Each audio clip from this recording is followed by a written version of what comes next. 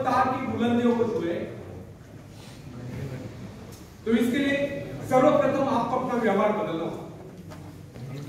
इसके लिए सबसे पहले आप अपने मन से घृणा, ईर्ष्या, द्वेष आदि विचारों को निकालकर बाहर करें। तब आप अपने भाग्य का स्वयं निर्माण करें। इस बात का विश्वास रखें कि सब कुछ आपके हाथ में, क्योंकि आप ही तो अपने भाग्य का निर्माता है। मनुष्य एक ऐसा प्राणी है जिसे प्रकृति ने सब कुछ दे रखा है।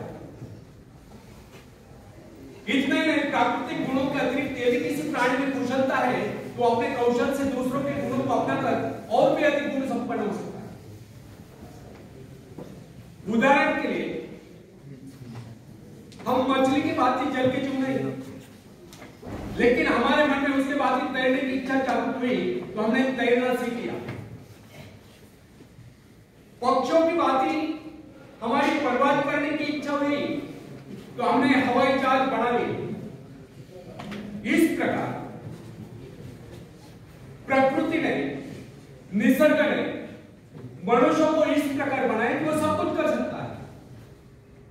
अतः प्रकृति से प्राप्त सुविधा का लाभ हम स्वयं नहीं उठाते हैं, हम जैसा भूख भला हो।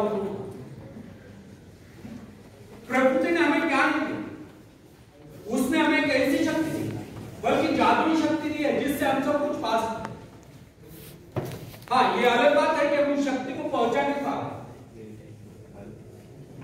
अरस्तु ने एक बार चौराहे पर खड़े होकर चिल्ला चिल्ला कर कहा था,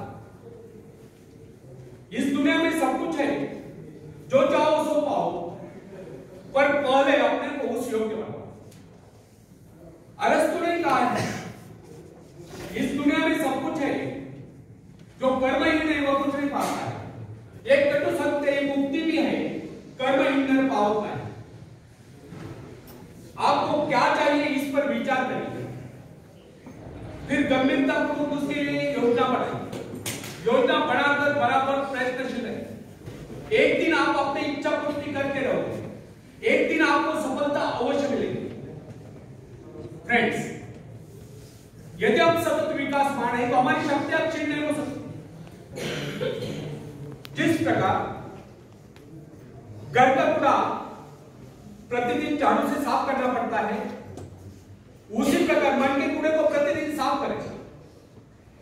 निरंतर नए विचार, आगे बढ़ने के विचार, प्रगति के विचार, उन्नति के विचार मन में लाए, तब शक्तियों को क्षीण करने की क्रिया स्वयं समाप्त होती है।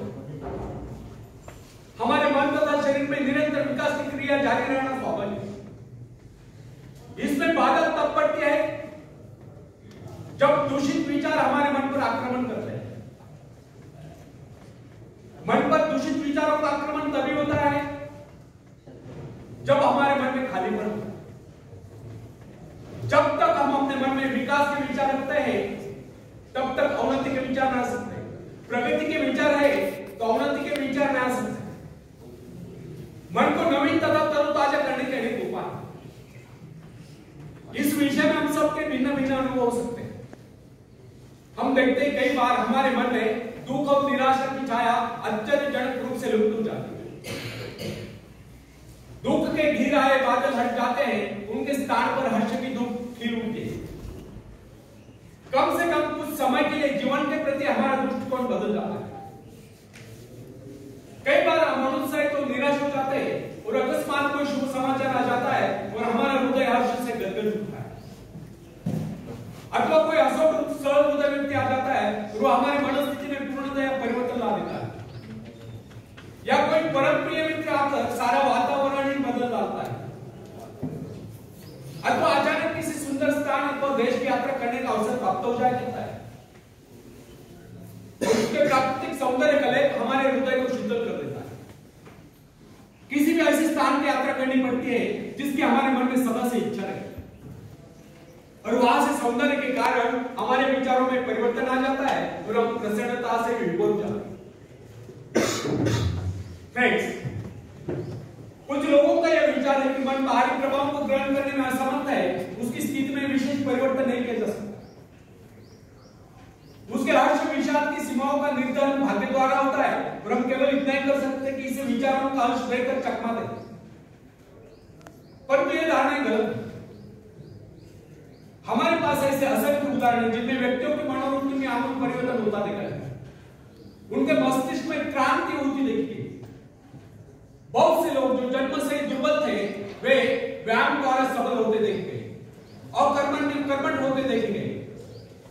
ऐसे अनेक उदाहरण हमारे सम्मुख हैं जिनमें व्यक्ति मानसिक शक्तियों से रहे किंतु प्रयत्न द्वारा उनमें भारी परिवर्तन आ गया, उनका दुर्बल व्यक्तित्व प्रबल व्यक्तित्व में परिणत हो गया।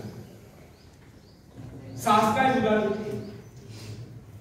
बहुत से सफल व्यक्ति पहले स्कूल से रहे, खतरा था कि उनका समस्त भविष्य अंधकार में, परंतु माता पिता या गुरु की शिक्षा पर उन पर ऐसा प्रभाव पड़ा, उनके जीवन की धाराएं बदल गई। इससे सिद्ध होता है कि मनुष्य उपदेश या शिक्षा प्राप्त करके या निरंतर अभ्यास से विचारों में क्रांति ला सकता है। फ्रेंड्स, साहस पर मनुष्य का जन्म सिद्ध अधिकार है। साहस के भाव परिपक्व होने पर वही व्यक्ति जो पहले कायर समझा जाता था, शौर्य और पराक्रम के कारनामे कर लोगों को चकित कर देता है।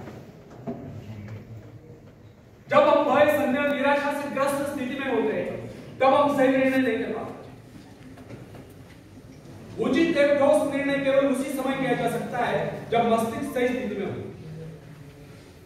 निराशा, क्रोध, भय, ईर्ष्या, द्वेष आदि के बादलों से घिरकर अंधकार में भय तथा चिंताग्रस्त मनस्थिति में कभी किसी महत्वपूर्ण विषय पर निर्णय नहीं करना। जब मन निर्मल, संतुलित, शांत हो, कोई भी निर्णय उस समय करना। उस समय जो निर्णय बनाया जाए केवल उन्हीं को कारणित करने का प्रयत्न। भय, क्रोध आदि के आवेग पर मानसिक शक्तियां बिखर जाती है। उस समय मन एकाग्र न रहने के कारण निर्णय गलत होते। यदि मनुष्य सही शिक्षण प्राप्त करेगा या मन को अभ्यास कराएगा तो वह निराशा, क्रोध, ईर्ष्या, द्वेष आदि विचारों को कुछ क्षणों में अपने मन से निकालकर बाहर कर सकता है तथा प्रसन्नता का अनुभव कर सकता है। प्रसन्नता, आशाकांक्षा, उत्साह इन भावनाओं के आते ही मन का अंधकार दूर होता है। अतः व्यक्ति को चाहिए कि रचनात्मक विचारों को हर समय अपने मन में रखे।